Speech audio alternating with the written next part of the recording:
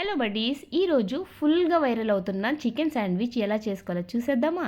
ఇడ్లీ పాత్ర తీసుకొని దాంట్లో 4 ఎండుమిరపకాయలు అలాగే 10 తెల్లపాయలు ఒక దాంట్లో వేసుకున్నాను. 250 గ్రామ్స్ చికెన్ తీసుకొని ఒక దాంట్లో వేసుకున్నాను. 2 ఎగ్స్ తీసుకొని 2 దాంట్లో వేసుకున్నాను. ఇలా అన్ని ఆవిరికి ఉడకబెట్టుకున్న తర్వాత ఒక మిక్సీ జార్ తీసుకొని చికెన్ తప్పించి మిగతావన్నీ వేసేసుకుంటున్నాను. తర్వాత 1/2 టేబుల్ స్పూన్ మిరియాల పొడి, 1/2 table spoon salt, 2 cheese cubes వేసేసుకొని మిక్సీకి అయితే పట్టేసుకున్నాను.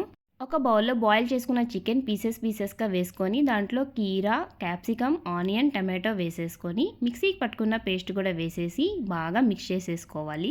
టోస్ట్ చేసుకున్న బ్రెడ్ మీద మిక్స్ చేసుకున్న స్టఫ్ పెట్టేసి ఒక చీజ్ స్లైస్ పెట్టేసుకొని మళ్ళీ ఒక బ్రెడ్ స్లైస్ పెట్టేసి చీజ్ మెల్ట్ అయ్యేలాగా ఫ్రై చేసేసుకొని మిడిల్లో కట్ చేసుకొని శాండ్విచ్ ఒక్కొక్క బైట్ తింటూ ఉంటే నిజంగానే వైరల్ అంటే వైరల్ శాండ్విచ్ అండి. మీరు ట్రై చేయండి. ఈ వీడియో నచ్చితే please like, share and subscribe.